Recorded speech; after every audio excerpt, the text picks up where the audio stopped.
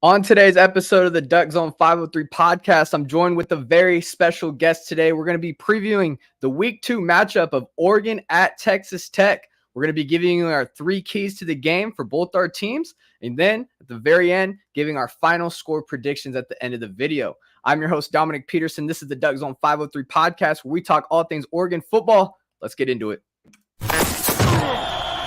Welcome to the DuckZone503 Podcast, talking all things Oregon football, with your host, Dominiqk Peterson. Let's go.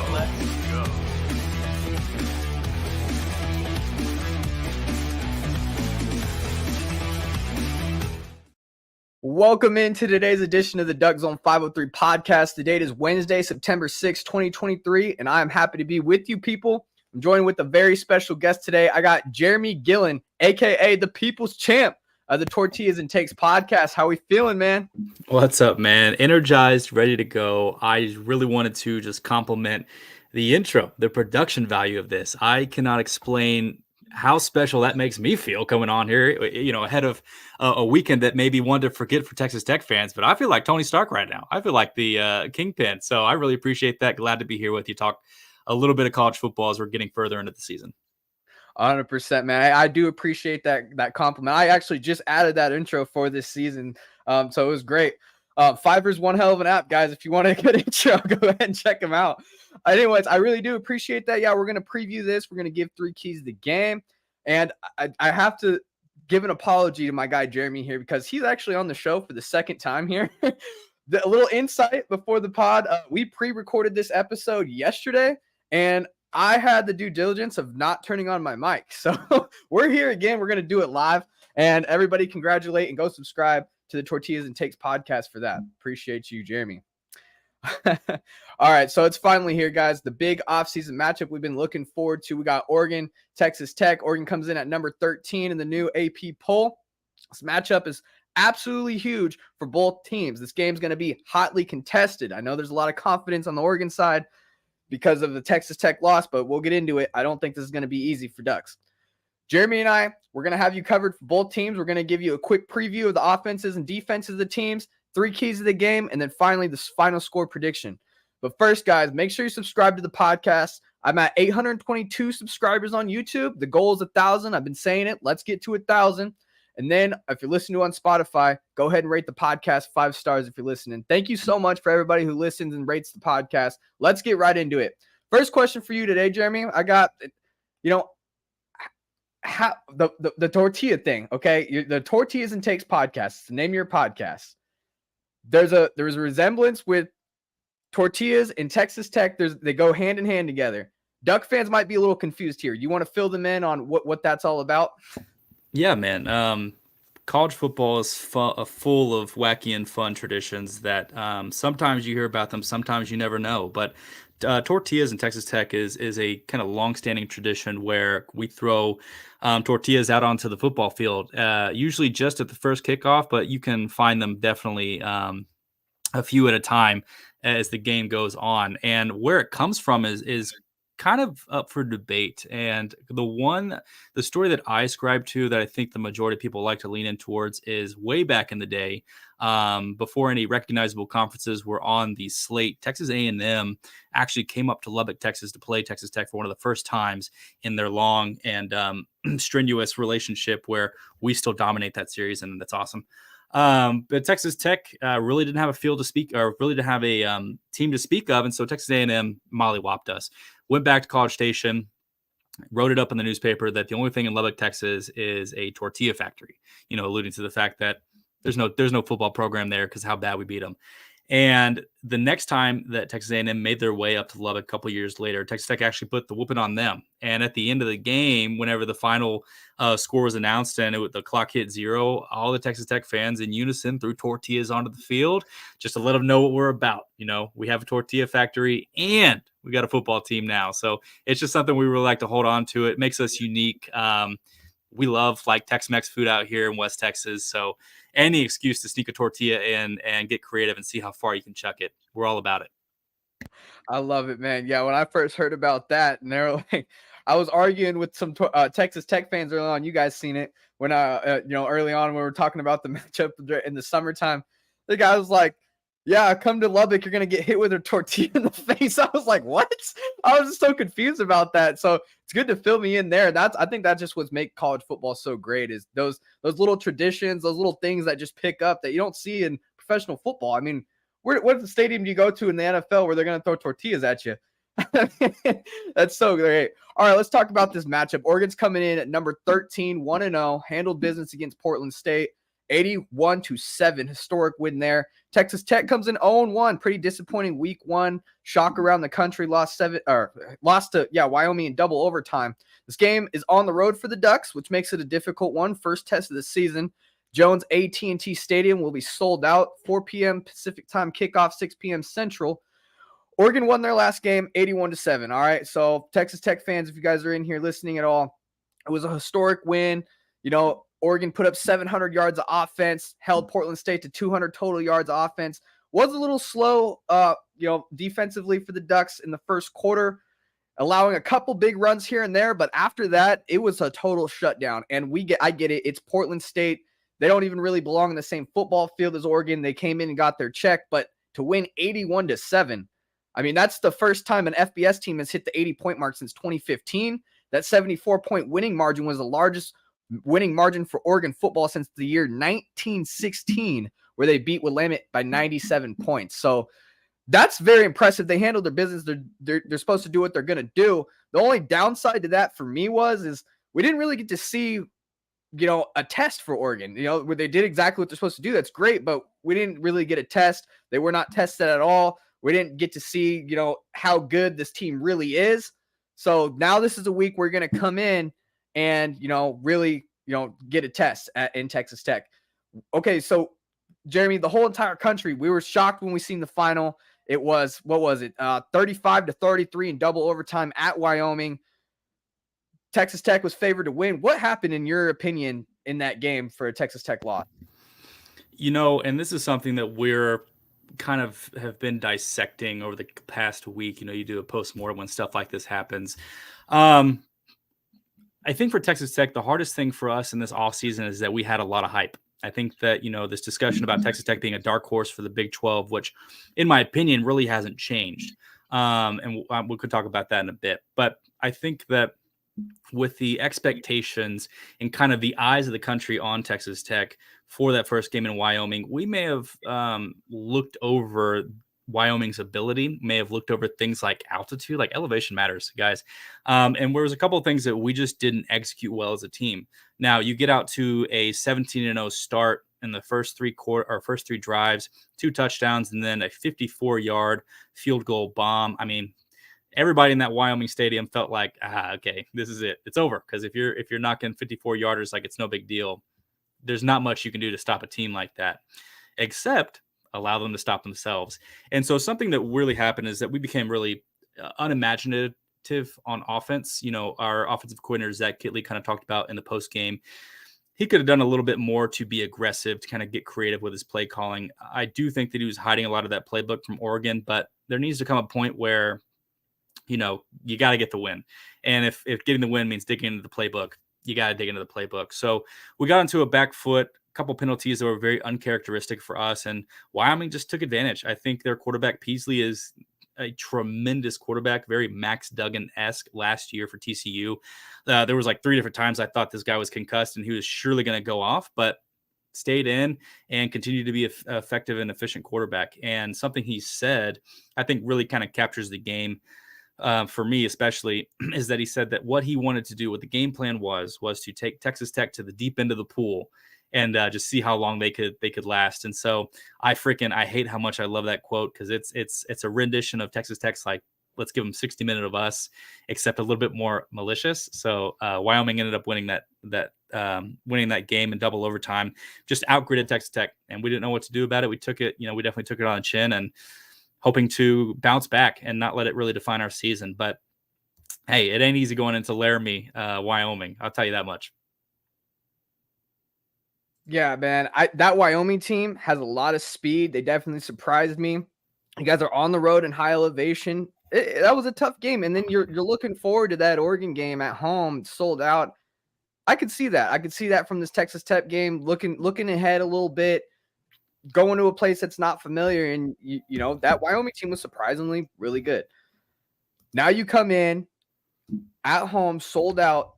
You're in wounded animal mode. I mean, this is dangerous for the Ducks to come in to a sold out Lubbock, and you guys are 0-1 now because you guys need this game. Everything relies on the hype. If you guys are real, if the Big 12 is in grasp for you guys, this is a game you're going to have now, almost a must win. So this is what makes it dangerous for me as a Duck fan looking into this matchup. This is really scary. I wanted to show you something real quick. So shout out the Mental Sweat Show. They did this is the Oregon Duck based podcast as well. They did a little breakdown of the last play in that Wyoming game that I thought would be cool to show you. Here, I'll share my screen here. Yeah. So yeah, let's do it here. Let's cry again, Tech fans. Let's cry again. This is a little breakdown of Timmy DeRuyter's defense. Tim DeRuyter defense. He played at Oregon a little bit, and these are former players of the Ducks that played under the defense of Timmy D. So this is a great breakdown of the last play. So here we got very weird times. So that play, if you guys watch a game, it was a wide open like blitz for the safety who came flying down, and that's their big hitter, that number one, and absolutely leveled the quarterback. But a little too late, even though he hit it like right on the dime, but the guy was wide open, tight end, and then he walked in. And that play has worked. It has worked. Cal game, circa 2021. We won on that play. 4th down, goal line stand. So it does work, but Ohio State didn't work with Jackson Smith and Jigba running a little drag route for a touchdown, and that did not work either. So the coverage is as important as a blitz, but the blitz is going to get there. Tim DeRuyter, Timmy Blitz. So I thought that was cool to see there. They break it down pretty well. And Tim DeRuyter, man, he likes to blitz a lot. What's kind of your take on this staff and, you know, Joey McGuire's second season now? He went 8-5 last year. Very impressive. Got a win over Ole Miss in the bowl game. Tyler Shuck really showed out. Where do you think they did well in year one? And where do you think the staff can do better coming into year two? Yeah. So year one, meteoric success for Joey McGuire. This isn't just his first year at Texas Tech. It was his first year coaching college football. That's huge, right? You can't just, I mean, he's a legend around the state of Texas as a high school coach, and just the relationships that he has. I mean, we are challenging now for a lot of recruits that used to be a lot of recruiting pools that used to be considered like Texas A&M, schools like that. Their watering hole. And part of the reason that we're kind of getting access to those kids now is that Joey McGuire is just a well-known commodity in the community. And so really appreciate that about him, and just kind of bringing his energy, bringing his can-do attitude, his belief in the program, his love for Texas Tech, carrying that all into that first year, and getting those guys who some of them have played for 3 different coaches at the time, you know, trying to figure out, you know, what are we doing here? Like, what's our identity? Who are we? What are we going to do this year? And McGuire came in and said, look, here's what the brand is going to be. You know, we're going to be the hardest working team in college football. You know, we're going to be fast. We're going to be, you know, we're not going to make penalties. You know, what's the word I'm trying to look for? And so he just is like, hey, I'm going to give you a brand to ascribe to. Now get after it. And the team bought into that. And we played really well in a lot of games, got a lot of more top 25 victories than we've had in some time. You know, we beat Texas and Oklahoma in the same season. That has not happened in a long time. You end up going to a bowl game where you play a pretty good Ole Miss team, and you mollywop them, right? And so all of this energy, all this excitement really paid off, this belief where McGuire can be that guy, and it doesn't matter who we're playing, but we can be in that game, giving them 60 minutes of us. You know, it matters having an identity. It matters having kind of a brand to believe that you are a part of. And so McGuire saw that as an opportunity, and the student athletes seized it. And so as we're getting into this year, you know, something that's really paying off is I think that McGuire assembled one of the best coaching staffs in the Big 12. I think that, you know, we took a lot of coaching from Baylor, and there's an interesting kind of like intercollegiate politics about that. But we have great recruiters. We have excellent coordinators. They're not unknown commodities, right? So Zach Kittley coming from Western Kentucky, he had Bailey Zappi and all that. This is a guy who knows how to draw up an offense to frustrate defenses. He's a guy like the Wyoming game is frustrating because we know how creative Zach Kittley can be. I mean, if he's going to tear up an SEC defense and Ole Miss with essentially the same squad, why are we not doing it against Wyoming? And so I'm not really worried about it in the grand scheme of things. With Tim DeRuyter, I mean, our defense has gotten a lot better. And it's hard to see that in the numbers. And a lot of people who are fans of better programs, perennially better programs, will look at Texas Tech's defense and be like, not really anything to gloat about. And I think for us, getting a defense that is efficient enough that can get, stops, that can get turnovers, that's world beating. Because if we have an offense the way I know we can have an offense, it keeps us in games and it draws it down to like who's going to want it more. And so I really appreciate that about the coaching staff that we have now, as well as Coach McGuire, just continuing that brand, trying to build a foundation that will hopefully keep Texas Tech. It's a crazy thing to say after the Wyoming game, but first game of the season, but keep Texas Tech kind of at the forefront of the discussion about the Big 12. And I'll give my last comment that I am not upset about the blitz on that last play. I love it. The two examples that guy gave about Cal and Ohio State, we did not think we were playing a quarterback who could have played at Ohio State. We thought we were playing a quarterback who was going to play at Cal. And again, all the credit to Peasley. That's a dude back there. We hit him a lot, and he got the balls out even faster. So, great play on both ends. It just didn't come up ours. Yeah, 100%. I think the guy said it best in the clip where, the rush is just as important as the coverage, because the guy did get there on the quarterback, but it was just a second late on the coverage. And Tim DeRuyter's defense, he's really known for blitzing. And another thing that Oregon fans knew him for is his DBs like to play off the ball. I don't know if he still does that, like about 10 yards off the ball almost. Like when they would play man coverage, it would be like the quarterbacks could just flip it out and get 5 yards. It would be like, little paper cuts down the field is the thing that Oregon fans did not like about Timmy DeRuyter. Now, we did like his blitz packages, the way he could get to a quarterback and how well he scouted a defense. That was great. But yeah, man, Tim DeRuyter is a great defensive coordinator. I really like him, but he does take a lot of chances. That's the one thing that is a thing that it could do really well for you. It could bite you. So for the Duck side of things, Dan Lanning comes into his second year as well. It's also his second year as being his first time ever as a head coach, one of the youngest head coaches in the country. He came from Georgia. He won the national championship with them in 2021, built up a crazy defense over there, sent a lot of draft picks. Now he comes to Oregon. He also paired up with defensive coordinator Tosh Lupoy, who came from Alabama. He won multiple national championships while over there. So these are SEC guys known for building great defenses, and they come to Oregon in year one where the defense did not perform that well. They allowed almost 30 yards or 30 points per game. Excuse me. Sorry. They almost allowed 30 points per game. Sorry, guys. Try to get that off. So they almost allowed 30 points per game and 400 yards of offense as a defense. So coming into year one, that was not expected.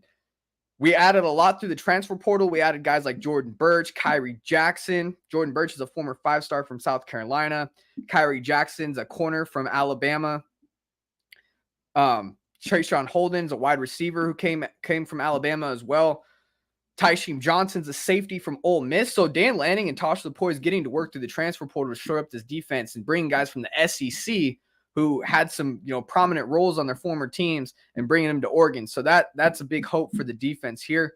Let's go ahead and preview both the offense and the defense for both teams here real quick. I'll start here with the Ducks. Obviously, let's go ahead and start with Bo Nix. Bo Nix was phenomenal last year, had a career year, 71% completion rating for him. That led the conference last year. 3,000 yards passing, 29 through the air, 14 on the ground. He's a do-it-all quarterback, dark horse for the Heisman. I'm sure you've seen the bodacious Heisman campaign going around in all the different cities. So there's a lot of pressure on Bo Nix, in my opinion, to perform in this game, because if you are considered for a Heisman and all that, you need to go on the road and get some big wins. And for Bo Nix, this is the game to go in there in game one where there's going to be some eyes on you now. Everybody's seen the hype behind your name. Now's the time to go out and perform and get a statement win. Next to him on the outside, you got Troy Franklin, his number one wide receiver. This guy was very special last year, put up a career statistical output around 900 yards receiving. I'm sure he can get to 1,000. He's PFF's 7th most draftable wide receiver, according to PFF, Pro Focus Football. And he had 61 catches, 9 touchdowns last year. A great year, but he's looking to build on that, put up a lot of plays in game 1. So he's going to be a weapon out there for the Ducks. Bucky Irving, he's number 0 right there on the left bottom corner there. He's standing 5'10", 194 pounds. So he's not the biggest running back, but he's very shifty. Very, he has a grounded pound style as well. He'll put the lumber on you if he wants to. But the thing that's special about Bucky to me is his balance and vision is what makes him a dangerous runner. More than often, that first tackler coming up to him is not going to get him down. His vision is elite. He knows where to go with the ball, and I really like his shiftiness. It's hard to bring him down. He was a 1,000-yard rusher last year on 156 carries, 5 touchdowns on the ground. He also had 31 catches for 299 receiving yards, 3 touchdowns in the passing game. This might be a hot take. I like to say this on my podcast. I get this might be a homer take because I'm a Duck fan. But I seriously think that Bucky can be in the contest for best running back in the country. Now, I get it. Michigan has a very good running back. But this guy, Bucky Irving, he's not known yet. He shares a lot of the carries with a lot of the running backs. The Oregon running back offense likes to have 2-3 running backs at all times throughout the game. So he doesn't get the majority of the carries.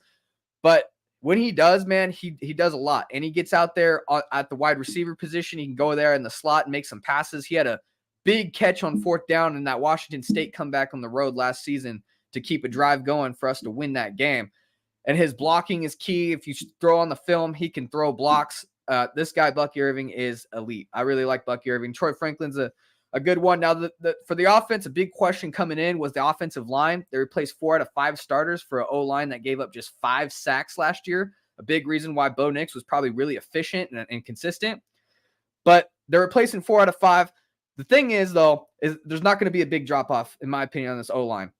The guys that they retain were consistent rotation players. Now, they weren't starters, but they had a lot of snaps. Guys like Jackson Powers-Johnson, who's our center this year. Marcus Harper is a guard who played a lot of snaps. When Stephen Jones went down, Stephen Jones come back from injury. He played a lot of snaps in 2021 as a starter. We added guys like a Johnny Cornelius from Rhode Island. He was the number 1 FCS tackle coming out of the transfer portal. So we landed him. Nishad Strother was another one. Junior Engelau is a guy from Texas who's 6'6", over 300 pounds, big offensive tackle. He's coming off an injury as well. So a lot of guys on the offensive line. I like to say that Oregon can literally go 8 deep. They have 3 to 4 running backs that they can go to on offense. They have a dark horse Heisman contender at quarterback. They have a bunch of weapons at the wide receiver. I highlighted Troy Franklin. I can go to Tej Johnson, who came from Troy. Over 1,000-yard receiver at Troy, comes in through the transfer portal. He's also, fun fact, stepbrother to Bo Nix. We got Trayshawn Holden from Alabama. He was a starter there at Alabama a few times. So a lot of weapons for this Duck offense. They put up 81 points in week 1. So no doubt it's going to be hard for Texas Tech to cover this offense. What do you guys got on offense for Texas Tech? Yeah, so it all starts with somebody who Duck fans should be familiar with, and that's Tyler Shough, right? Not an unknown commodity. Certainly had a decent time while he was at Oregon, but ended up, switching over to Texas Tech after falling behind. Can't remember his name, but I'm sure you'll elucidate to us in a minute. So it all starts with Tyler Shough, man. I think that, we got QB1 here, and we have who we would call, one of the best backups in the country in Baron Morton. But right now, after that Wyoming game, a lot of people are trying to guess, was Tyler Shough going to last, or is Baron Morton going to take over? And where I think our podcast stands right now is just, you got to leave Tyler Shough in there. This is a guy who has, before the Wyoming game, he won 8 straight games in games that he started and finished. And I think there's a lot of efficiency there. He's shown you that he can really make some excellent downfield plays. He can make some excellent short game, and he can even get it done with his feet. This is a guy who spent most of the season injured last season, and yet in the Ole Miss game, he's running for touchdowns multiple times. And it's just like you kind of get scared of that, but it just shows the bravado and the gusto of this guy, the grit that he has, really buys into this brand idea of Coach McGuire. So Tyler Shough's QB1 for this game, and I would not be surprised that he stays in the whole time. Some people are expecting if he's not doing well, you may see a change up in the 3rd or the 4th, Baron Morton trying to get something going. I don't know. I think if you get to a point where you're trying to figure out if you have QB1 or QB2, then you don't have a quarterback at all, right? You have to make a decision. And if you are going to sub him out, you got to be sure that QB2 is going to be the dude. So quarterback, it's Tyler Shuck. We're riding with that. When you get out to the skill players, highlighted Jeramey Bradley, big old wide receiver we have for Texas Tech. Highly skilled. This is a guy who has a huge wingspan, a lot of athleticism, loves to play, using his height and his ability to break off of cornerbacks. Just honestly has been a saving grace for us in a lot of positions. If we can get him downfield and get him some space, he is a lethal threat. If Tyler Shuck's on and Jeramey Bradley are on, it's a really good combination to have. But somebody else I want to highlight is Mason Tharp. Is a tight end for us. We didn't get a lot of action from Mason Tharp or our other tight end, Baylor Cupp, in the Wyoming game. It's a great grief of ours. I think that one thing Wyoming did very well was utilize the middle of the field with their tight ends. And I think something that we did not do was utilize the middle of the field. So if anybody's played any kind of the old NCAA college football games, that tight end seam up the middle was undefeated, right? So let's bring that back.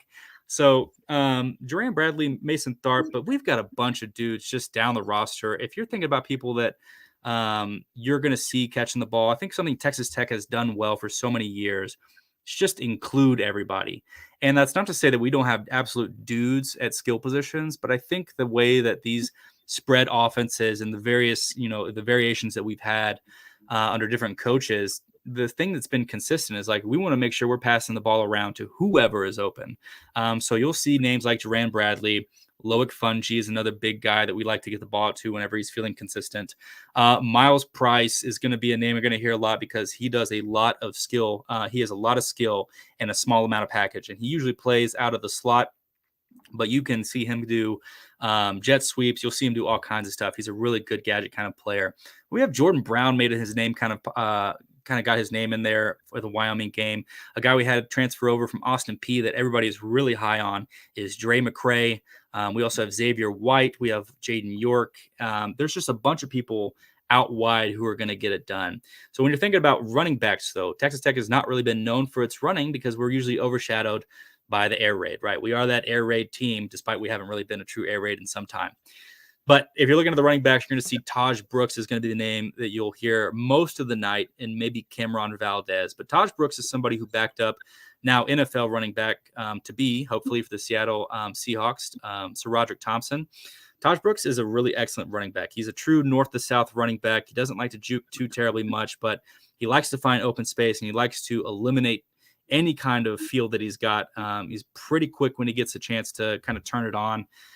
But true north to south running back. So as long as our offensive line can kind of create some gaps, which they really failed to do against Wyoming, I think we can establish a pretty decent run game where you'll average 3 yards a play. So this Texas Tech offense across the board, there's a lot of looks you're going to get, a lot of formations. You can expect Coach Kitley is going to be opening up the whole playbook for Oregon. This is a game, like you said, we desperately want to win. So you're going to see a bunch of interesting plays, and you're going to hear a bunch of different names all night. 100%. I just looked up the roster. That number 9's Bradley, right there in the left corner. That guy's 6'5", 220 at wide receiver. That's going to be a handful for the Ducks. I would tell you listed at 6'5", but he's probably 6'6". Yeah, he's a tall dude. Man, I heard you guys have a tight end. I can't find him right now. 6'9". That would be Mason Tharp. Yeah, man. Dude, you guys have got some size. Yeah, so if we can get some efficiency, it could be a really fun night for Texas Tech. We do love offense. 100%. All right, guys, we're going to continue on the podcast here. We're previewing the number 13 Oregon at Texas Tech matchup. I appreciate everybody for keep on tuning in. If you guys want to support the podcast, the best way to do it is this way right here. What's going on, guys? It's your boy Dominiqk Peterson. What's going on, guys? It's your boy Dominiqk. Awkward. All right. I guess it's not going to play for me, people. Well, if you guys want to support the podcast, going on, guys? The best way to do that is to grab a piece of merch. I have my merch store officially open online. If you guys want to do that, go ahead, go click the description. In the description, it says merch store. It's got the link right there. Go ahead and do that. Just launched DuckZone503 merch, official merch. I got shirts, hoodies, cups, phone cases, a whole bunch of stuff for sale. So go ahead and check that out if you guys want to support the podcast. All right, let's keep it going here. the people's champ. I got Jeramey Gillilan here from the Tortillas and Takes podcast previewing the Oregon-Texas Tech matchup. All right, let's talk defense. So the Oregon defense obviously was not the bright spot of the team last year. Like I said, they're bringing in a whole bunch of SEC guys that I want to talk about right here that look to show up the defense a little bit. They had an excellent week 1 performance against Portland State, but I don't want to talk about that too much because, again, no disrespect, it's Portland State. That's not really even a football team. Like, no disrespect, but it was a complete obliteration, and it's hard to take away anything. But, I mean, allowing only 7 points, 200 yards all game, it's a step in the right direction, something I like to see. The biggest splash for Dan Lanning and the Ducks made up front was landing former 5-star prospect Jordan Burch from South Carolina. He's number 1 right there at the top. Standing 6'6", 275 pounds, the elite Burch was a top 10 recruit in the nation coming out of high school and was headed to South Carolina. With all that hype and expectation, he was essentially dubbed the next Jadeveon Clowney, pretty much South Carolina's next big star at defensive end. Y'all remember Jadeveon Clowney, the hit against Michigan. And he comes in with a lot of hype, and like a lot of freshmen do, a lot of 5-star freshmen do. I get it. But I say this a lot on my podcast. A lot of these freshmen, the majority of the time, are going to need at least 1, maybe even 2 years to develop. And I get that's not a thing coaches and fans like to do, is watch guys develop in college football anymore. But that's just something that I feel like maybe Burch needed, and especially a lot of hype. These are 18 to 22-year-old kids, man. There's a lot of hype to deal with. Burch is going to get to go to a place like Oregon now, get a fresh start. Now he's an elite defensive end with a whole bunch of potential. That's a big get for the Ducks due to their lack of pass rush. The front 7 last season, the defensive line for the Ducks, they only got home 18 times, 18 sacks. That's a 40-year historic low for the Ducks football team. So bringing in Burch, we're going to hope he can up the sack numbers. He produced 60 tackles, 3.5 sacks. That doesn't impress me, the 3.5 sacks numbers. Coming into the Pac-12 conference now, there's a little less beefier offensive lines to deal with. Hopefully he can get that going, that number up, and get this production for the front 7 up. Because God knows the Ducks are going to need it for this game against a good Texas Tech offense. To shore things up on the outside, the Ducks brought in new Alabama transfer Kyrie Jackson. He's actually one of 2 Alabama players to become a Duck. Now, he didn't do much with the Crimson Tide, only 6 tackles on the stat sheet. But to be fair, he was a solid rotation player for the Crimson Tide. He started a couple games for them, and then he got injured. So we know this guy can play. It seems that he just got buried under the depth chart a little bit. You know the talent that Alabama brings in every year. And if you get injured, if the guy behind you is really good, I mean, say goodbye to your role there. So now he transfers into Oregon. The former 4-star has a lot of size, something that could be utilized in this matchup. We just highlighted how much size Texas Tech has at the receiving position. He's standing 6'3", 198 pounds, the exact prototypical DB the defense is looking for. We lost Christian Gonzalez, so maybe Kyrie Jackson is that, this new, maybe a first-round draft pick in the NFL. Now, he's not projected that yet, but Christian Gonzalez certainly was it coming in from Colorado. He comes to Oregon, has a big-time year, and now he was a first-round draft pick. So maybe that could be Kyrie Jackson for the Ducks. Another big addition here was Tysheem Johnson for Ole Miss. Tysheem Johnson's number 0 there in the right corner. He's a former 4-star recruit. He had 78 total tackles last year. Now, that 78 total tackle last year that Johnson produced would have been the most tackles, individual tackles on the Oregon roster last season. So he's a big addition at the safety spot to shore things up there. In 2021, Johnson started 11 games and produced 47 tackles with 1 interception. So he also went on to be an SEC all-freshman. Dan Lanning and the Ducks landed a big-time transfer here with a lot of experience in the SEC. This is a hard-hitting safety in the backfield there. The D-line signed, I think, 7 defensive linemen, freshman defensive linemen. They also retained a lot of veteran guys last year. This defense looks a lot like the same last year. A lot of the same guys. There was only a few guys leaving, and a lot of transfer additions coming in. So a lot of things to be excited about, but nothing proven for the Ducks defense yet. This is a big game to see how good this Ducks defense is and how much they improved from last season.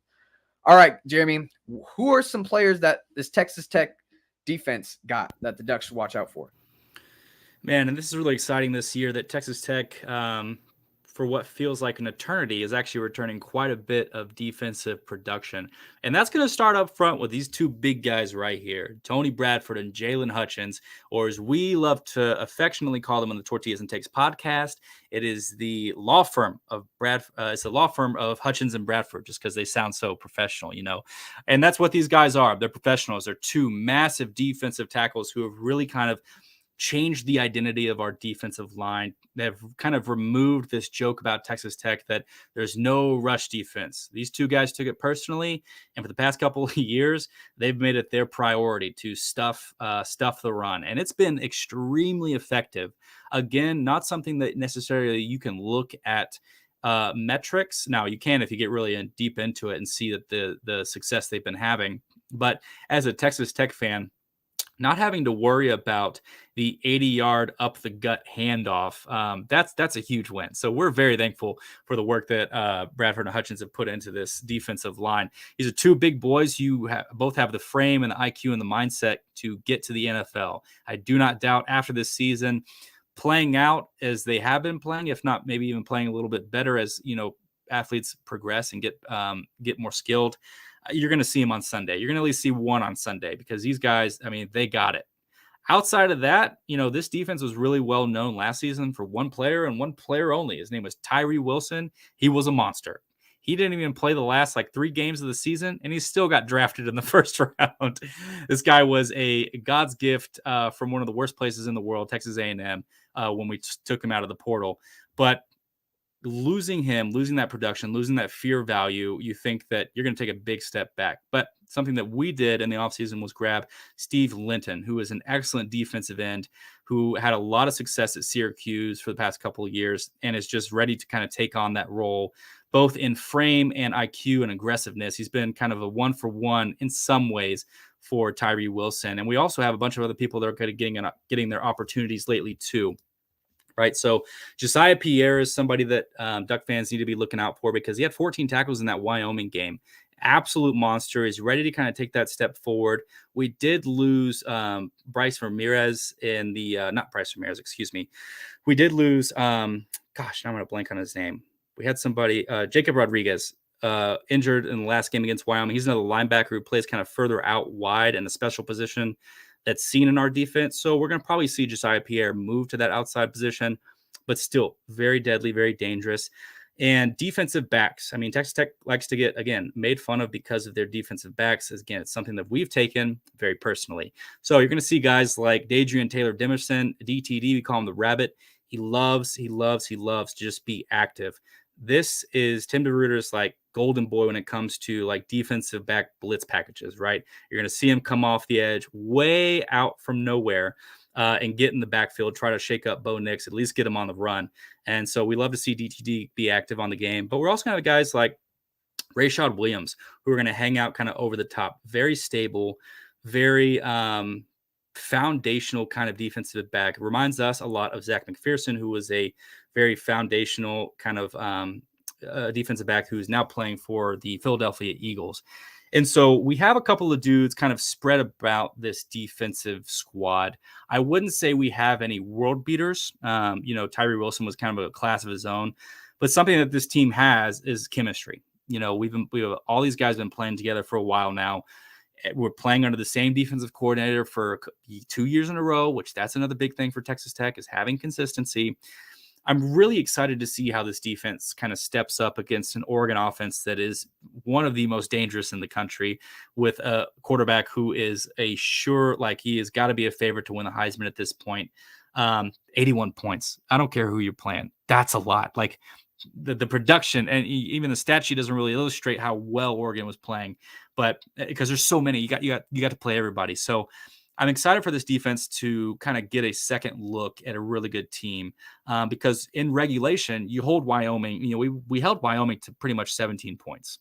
That's pretty good. That'll win you a game pretty much most nights of college football season. But if your offense doesn't score, it doesn't matter. So interested to see how we kind of bounce back here. And you can definitely be sure that Texas Tech is going to be looking to absolutely get in the backfield. And it's going to start up front with the 3 guys you see ahead of you. 100%. You guys lost your middle linebacker last game? Yeah. So it looks like Terrell Tillman, former Duck, might be stepping into that spot. Maybe. We like to give people redemption stories here at Texas Tech. Former Duck gonna get his chance against Ducks. That's awesome. So guys, this is big. Oregon football is known for their uniforms. They just released their uniform combo today, what they'll be wearing at Texas Tech. Let's take a peek at that. Here's the helmet. They got the chrome helmet. They got all white. They're going to be wearing a whiteout with some green on there. And the chrome helmet is what gets me for this. I love the chrome helmets. The cleats, white cleats. So fancy. Good stuff to see there from the Ducks. Always like to see what they're going to wear. It's always fun. Okay, let's keep it moving here. We're going to go ahead and give our 3 keys to the game. I'll go ahead and start for Oregon. Big keys here. Number 1, 2, and 3. At number 1, I got start fast, okay? AT&T Jones Stadium is going to be rocking. Sold out game. This is going to be electric atmosphere for this Red Raiders team.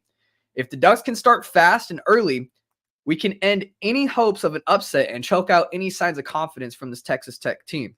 As a Duck fan who's watched them for many years, it's always a bad sign for the Ducks if they start slow on the road.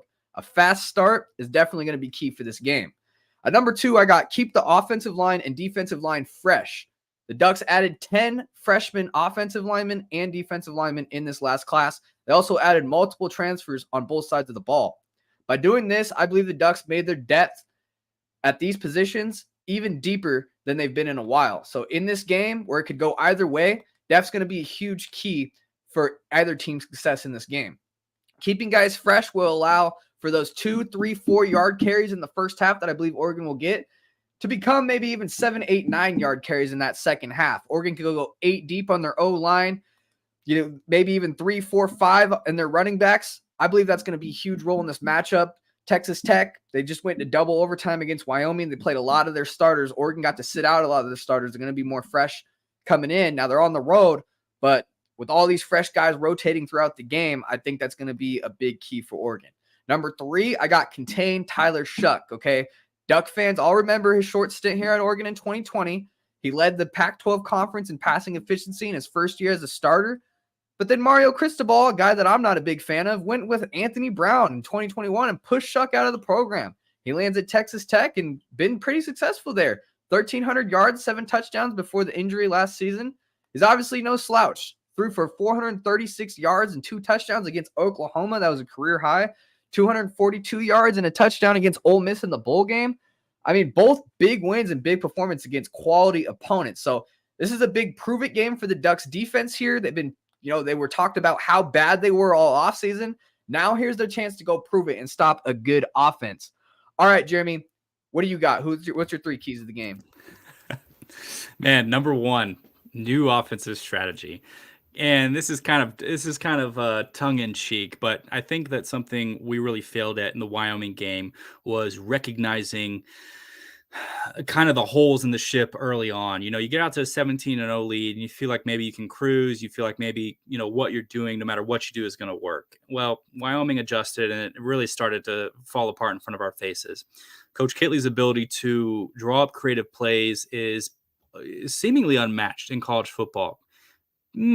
Until, he doesn't actually use all the creative plays that he has. And so I'm really interested, like I said, what kind of playbook are we going to be bringing to the table this week? How much are we going to utilize our wide receivers, our running backs? What kind of trickery are we going to try to pull in order to confuse a very new Oregon defense? What are we going to be doing to really imaginate like this opportunity to confuse Oregon? Because if there's one thing that we can do on our end, it's start fast. And so, new offensive strategy would really go a long way. And that's kind of a cop-out answer, but God, it feels like we need it after last week. Number 2, getting pressure on Bo Nix. I think that Oregon runs through this quarterback. He is kind of the lifeblood of this team right now. Your squad will go as far as Bo Nix takes them. And that could be the college football playoff. It can definitely be a Pac-12, get that kind of like salute, see a Pac-12 championship. We're taking the crown with us. But this team runs through Bo Nix. And so if Texas Tech has actually some interesting experience with, it's having Heisman candidate caliber quarterbacks come into Jones AT&T and flop. And so I'm not saying Bo Nix is going to flop, but, we've had Heisman quarterbacks in the past come through Lubbock and just it's an off night. And, Texas Tech has been able to take care of it seemingly no matter how bad the defense ended up being the rest of the season. So getting pressure on Bo Nix early, letting him know what this team is about, letting him know, that, hey, this is a team that went, we went 6-1 at home. And so that goes into number 3, packing the stadium. Joey McGuire loves to protect the Jones. It's kind of been this motto since the early 2010s. Protect the Jones, protect the house. It's all the Under Armour campaign. But Coach McGuire is really taking that to heart. He said the one thing we want to do is make sure that we win at home, because that's when all your fans are there. That's when it gets to be like a big family event like that. I mean, we got to win at home. And so what we're going to do is we're going to pack the stadium. And Coach McGuire has already said, he doesn't want any fair weather people out there. He just wants all of Texas Tech, true and faithful, to be there Saturday night. And I don't know if you know anything about us West Texans, but when you call us out like that, we're going to be there. So I actually just saw a tweet just moments ago from everybody's favorite Twitter account, Big Game Boomer, who definitely does his research for everything he ever tweets and absolutely doesn't make it up as he goes. His prediction is that the Jones will actually be the second loudest stadium this weekend behind Bryant-Denny there in Tuscaloosa as Alabama takes on Texas and probably whips them. So Jones is going to be rocking, 60,000 strong. It is a loud stadium when we get there and get together. So if Oregon is not going to start fast, this crowd will not stop. And also, as they say, crazy things happen at night in Lubbock, Texas. So you guys better be up pretty far by the time the sun goes down. Otherwise, you never know what's going to happen. And that's, I think, the most exciting thing about this Texas Tech team and about, this stadium and just kind of the atmosphere here in Lubbock, Texas. It is truly the marquee thing to do in Lubbock. And I don't say that negatively. It's an absolute spectacle. Awesome. Yeah. I wish I was going to the game, man. I wish I could experience it. Although Oregon comes to Texas Tech next season. So that's going to be fun for Tech fans as well. I'm sure alcohol is going to be consumed all night. It's going to be nice and lively in the stadium. So it's going to be fun. All right, People's Champ, go ahead. Give me your final score prediction to this game, man.